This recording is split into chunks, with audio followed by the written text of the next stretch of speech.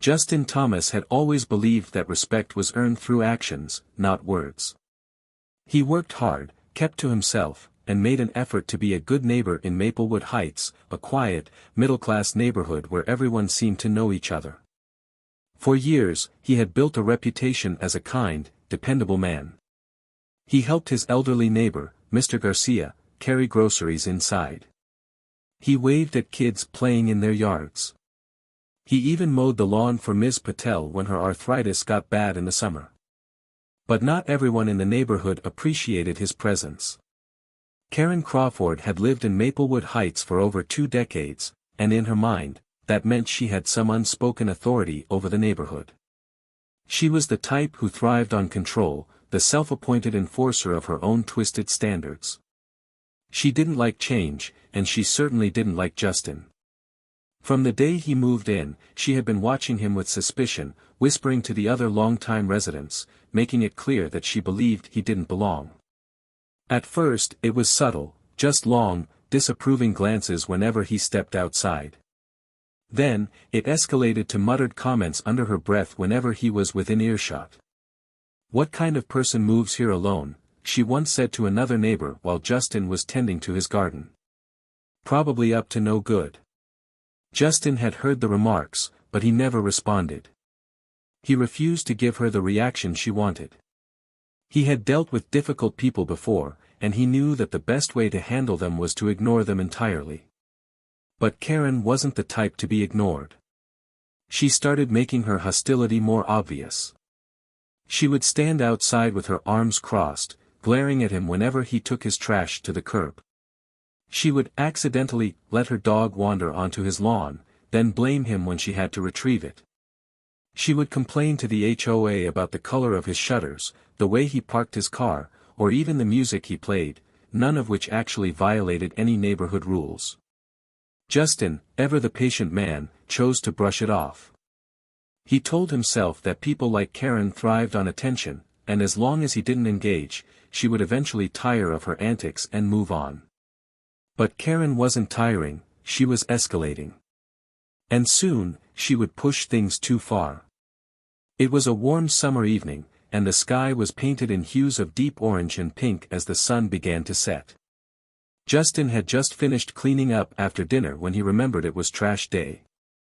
Grabbing 2 heavy bags of garbage, he stepped outside, enjoying the cool evening breeze. As he walked toward the curb, he didn't immediately notice Karen standing on her porch, watching him like a hawk. Her eyes followed his every movement, her lips pressed into a tight, angry line. For Karen, this was the last straw. She had spent years watching Justin go about his life, seemingly unfazed by her efforts to make him feel unwelcome. And now, just the sight of him taking out his trash, existing in her neighborhood, felt like an affront.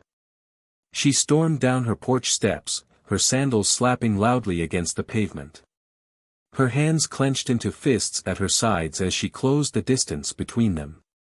"I've had enough of you," she shrieked, her voice cracking with rage. Justin stopped, blinking in surprise. He turned to face her, keeping his posture relaxed even though he could feel the tension rolling off her in waves.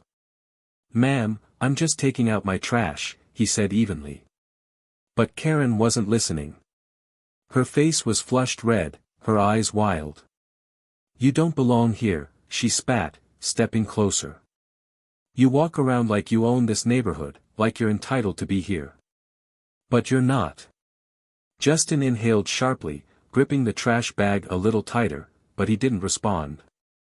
He had spent years ignoring Karen's nonsense, and he wasn't about to start engaging now. Karen, however, wasn't having it. She wanted a reaction. She needed one. "You think you can just ignore me? You think you can just waltz around my street like you're one of us?" she screeched. And then, as if her anger reached a boiling point, she did the unthinkable. She spit on him. A thick glob of saliva landed on his cheek. The world seemed to freeze. Justin felt his breath hitch, his muscles locking up as he registered what had just happened. The wetness on his skin burned like acid, not because of the physical sensation, but because of what it represented. Karen stood there, breathing heavily, a smug, twisted grin on her face. She expected him to lash out. She wanted him to. But before he could even move, flashing red and blue lights filled the street. Karen's expression shifted instantly from victorious to horrified. She whipped her head around, eyes wide, as a police cruiser rolled to a stop just a few feet away. The officers had seen everything. Two uniformed officers stepped out of the vehicle, one of them already reaching for his handcuffs. "Ma'am, step back," one of them ordered, his voice firm. Karen opened her mouth, probably to protest, but the other officer had already turned to Justin. "Sir, are you okay?" Justin wiped his cheek with the back of his hand, nodding slowly. "I'm fine," he said, though his voice was tight. The first officer turned back to Karen. "Ma'am, you're under arrest for assault." Karen's smugness crumbled in an instant. What? You can't do this." He provoked me," she stammered, her voice shaking now. The officer didn't even entertain her excuses. "Turn around and put your hands behind your back." Karen sputtered, but she had no choice. As the officer secured the cuffs around her wrists, Justin finally exhaled, shaking his head in disbelief. For years, Karen had tormented him, certain that she could get away with it. But tonight, she had finally gone too far. And karma had been waiting. Karen Crawford had spent years bullying Justin Thomas, spewing hate without consequences. But tonight, the law had caught up with her. She struggled against the officer's grip as he guided her toward the squad car, her face twisted in disbelief. "You can't arrest me. I was the victim here," she screeched. Justin wiped his face again, still feeling the sting of humiliation despite knowing karma had finally caught up with her. The second officer turned to him. "Sir, do you want to press charges?" Justin hesitated. He had spent years ignoring Karen, hoping she would eventually stop on her own.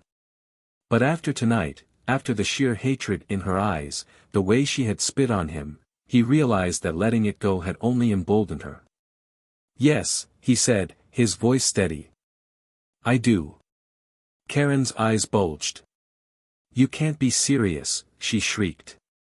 She turned to the officers, her voice shaking with desperation. "You don't understand, he's the problem. He doesn't belong here." The officers exchanged a look, unimpressed. One of them shook his head. "Ma'am, you need to calm down." "I will not calm down," Karen hollered. "This is my neighborhood. I have rights." Justin crossed his arms and watched as reality set in for her. Karen wasn't used to consequences. She had spent years running her mouth, spreading her hatred, believing she was untouchable. But tonight, that illusion was shattering. The officers ignored her protests and opened the back door of the squad car. One of them placed a firm hand on her shoulder and guided her in. Karen fought, but it was useless. The cuffs dug into her wrists, and the steel of the car's interior was cold against her skin. "You'll regret this," she spat at Justin, her voice laced with venom. Justin tilted his head slightly, looking her dead in the eye. "No, Karen," he said calmly. "I won't."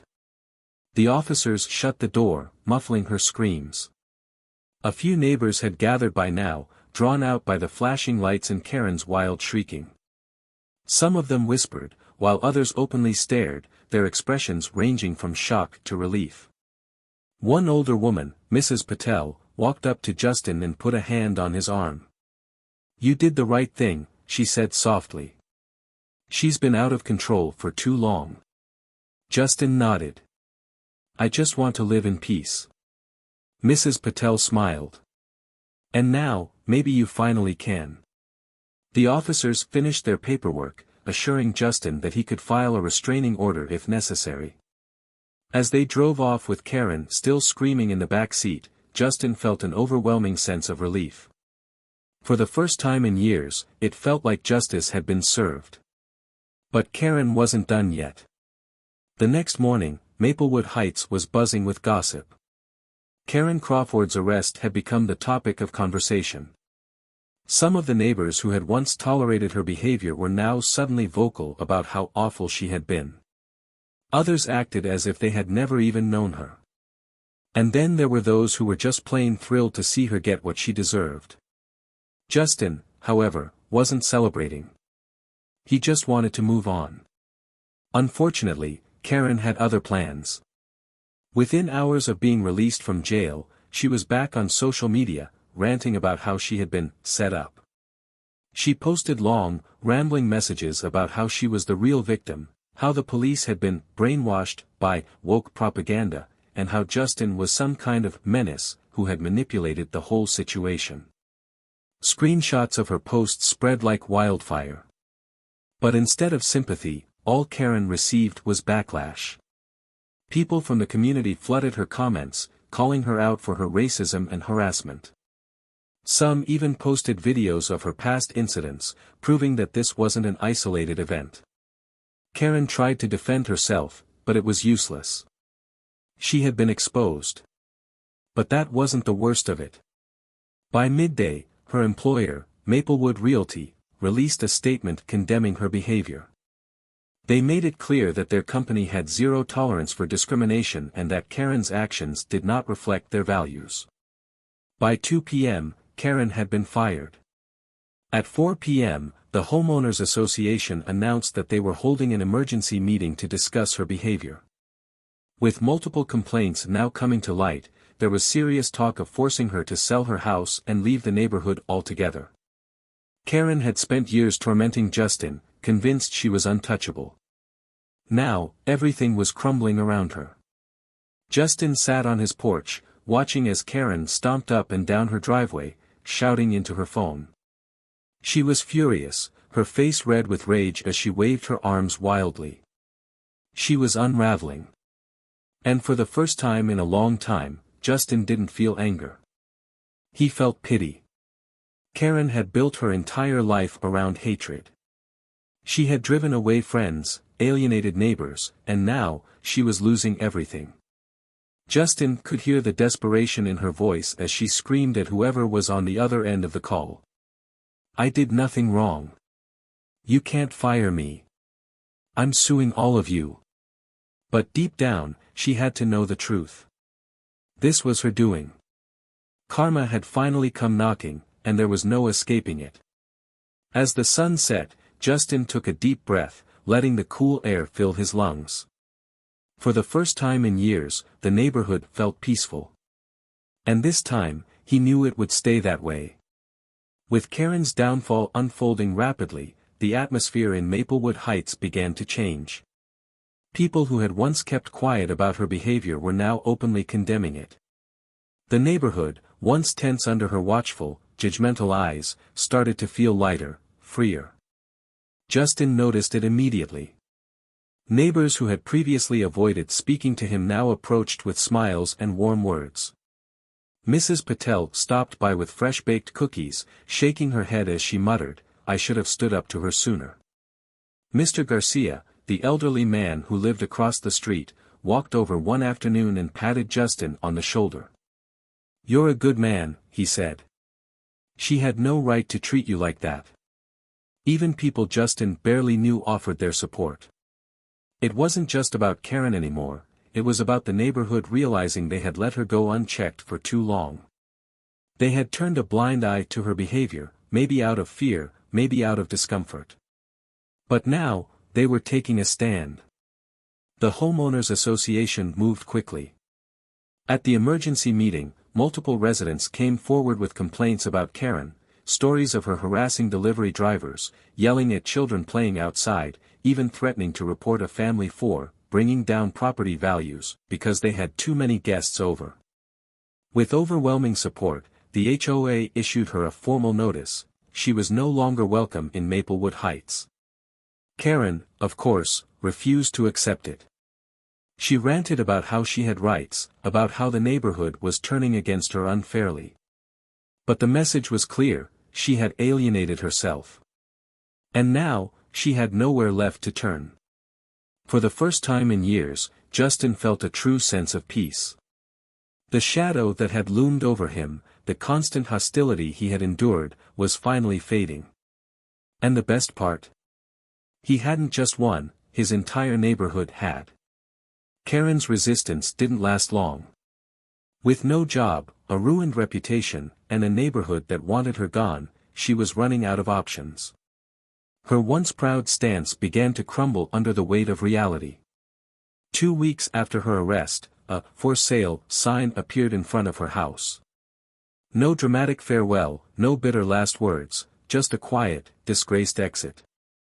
She packed her things, avoiding eye contact with anyone as moving trucks arrived. No one offered to help. No one said goodbye. Justin watched from his porch, sipping his coffee. He didn't feel the need to gloat. He didn't need revenge. Karma had taken care of everything.